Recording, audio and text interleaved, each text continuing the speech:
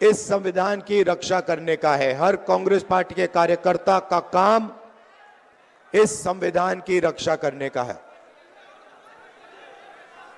मोहन भगवत जी कहते हैं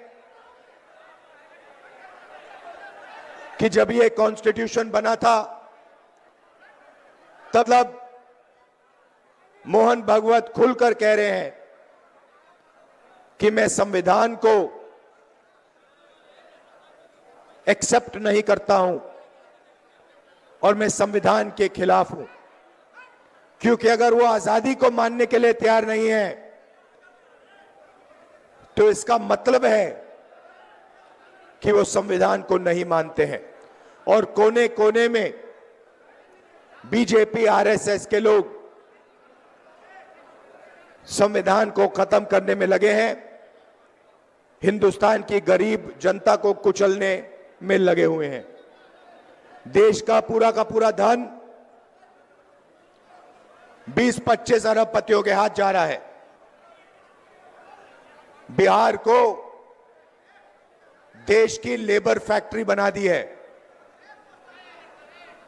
आप मेहनत करते हो, आप काम करते हो, आप जीएसटी देते हो, आप अपना खून पसीना देते हो और पूरा का पूरा धन, पूरा का पूरा फायदा 20-25 अरबपतियों के हाथ नरेंद्र मोदी कर देता है। संविधान की रक्षा सिर्फ कांग्रेस पार्टी का कार्यकर्ता कर सकता है। और मैं आपको एक और बात बोलना चाहता हूं कि यह विचारधारा की लड़ाई है और दो विचारधाराओं के बीच में लड़ाई है, यह भूलिए मत।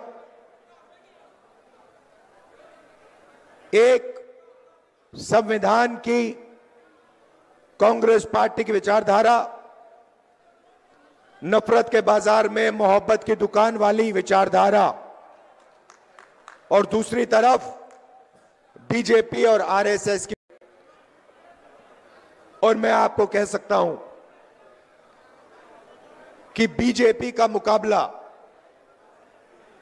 विचारधारा से ही होगा, कांग्रेस पार्टी की विचारधारा से ही होगा, और बीजेपी का मुकाबला सिर्फ कांग्रेस पार्टी का कार्यकर्ता और उसकी विचारधारा कर सकती है।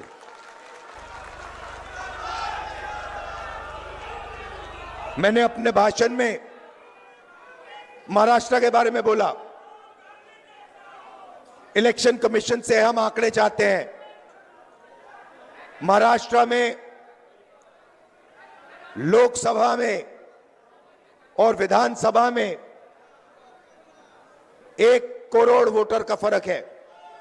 1 करोड़ लोगों ने विधानसभा में वोट दिया और लोकसभा में वोट नहीं दिया था।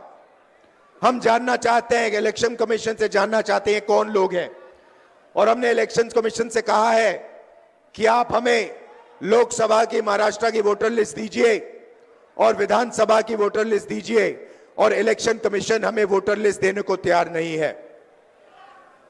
यह देश के सामने सच्चाई है। अगला चुनाव बिहार में है और यहां पे यह क्रांतिकारी प्रदेश, और इसीलिए कांग्रेस पार्टी को, इंडिया गठबंधन को एक साथ मिलकर बिहार में बीजेपी और आरएसएस को हराना है। यह विचारधारा की लड़ाई है। आप सबको तैयार हो जाना चाहिए। आप बब्बर शेर हो कांग्रेस पार्टी के, बब्बर शेर हो, टाइगर हो, आप तैयार हो जाओ। बीजेपी और आरएसएस की विचारधारा को बिहार में हमें हराना है। इंडिया गठबंधन के साथ खड़े होकर बिहार में हम इसको